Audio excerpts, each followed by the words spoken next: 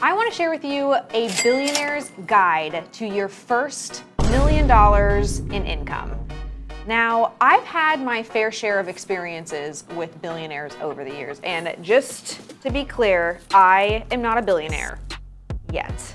However, I have met and am friends with a handful of billionaires. I know at least 12 billionaires that I've been able to go on trips with, that I've been able to spend time with. I'm business partners with Grant and Elena Cardone, and I've had a close enough seat to be able to ask them some pretty specific questions about what they were doing when they got started, what they were like when they got started.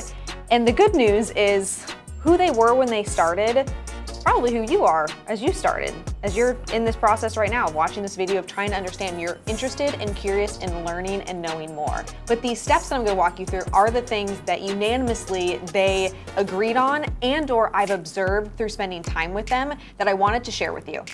The first thing that blew my mind in spending time with billionaires is their ability and intention of taking an idea that they have and as quickly as possible turning it into action.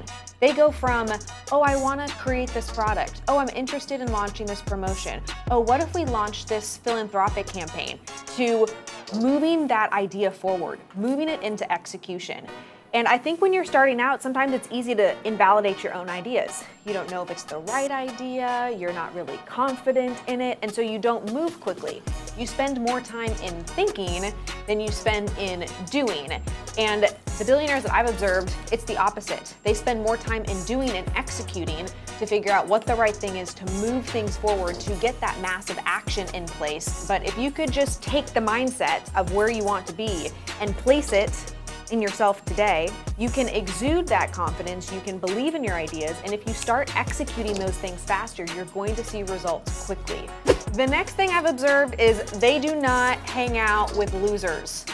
Like, not even losers. Like, they don't hang out with average people. They are either making themselves better, they are working on their businesses, or they are having fun and they're doing the things that they love to do for enjoyment. And if you really observe people who are making big things happen, they just don't have time for it. They don't make time for it. If it's not in alignment with where they're going, or it's as simple as, you know, somebody at a cocktail party talking your ear off and asking you for a favor.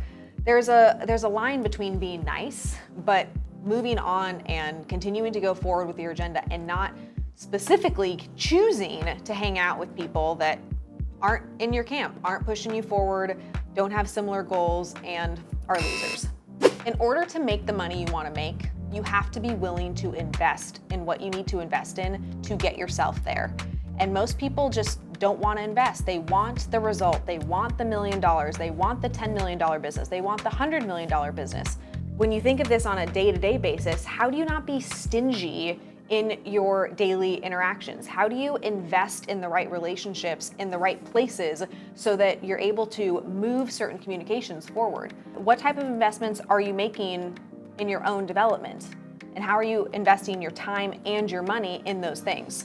Billionaires throw down on the investment side, and most of the time I've seen that they actually invest more on the front end because it forces them to pay attention to the thing that they're investing in. If I put money down on something, if I'm saying, oh, I'm gonna take this course, oh, I'm gonna go to this event, I'm gonna spend $1,000 to do this, I'm gonna spend $10,000 to do this. As soon as they've made that investment, instead of thinking, oh, I've just lost this money, no, they show up to the event and they think, I need to get $100,000 of value out of this event. It's a mindset shift. But if you're thinking, oh, I spent $10,000, where is this $10,000 coming from? It's the totally wrong mindset. And just that little shift is gonna get you closer to your financial goals. I have never met a billionaire who isn't incredibly engaging. The way that they make eye contact, the way that they add humor, you feel their presence in a room.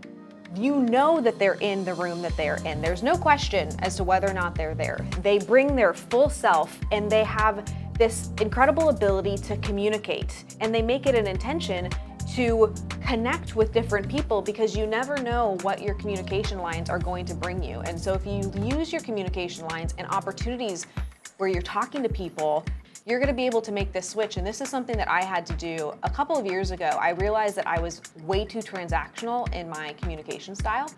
And when you're transactional, people feel that. And I would watch Grant Cardone with every type of person he would come into contact with, whether that was an investor, a client, somebody at the Starbucks line.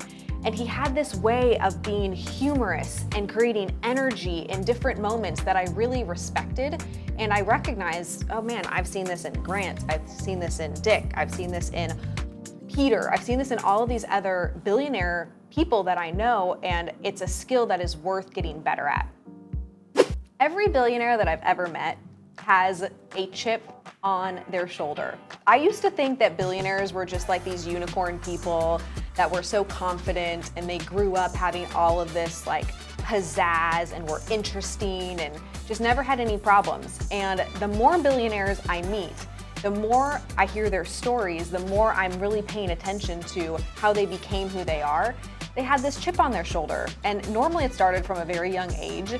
And it made me chuckle because I actually think everybody has a chip on their shoulder. I don't think there's one human being walking around the face of this planet that doesn't have something that's happened to them that wasn't ideal, doesn't have something in their mind that they just hold on to or are like, oh, this thing just isn't going well for me, or they're doing this to me, or I didn't have this opportunity.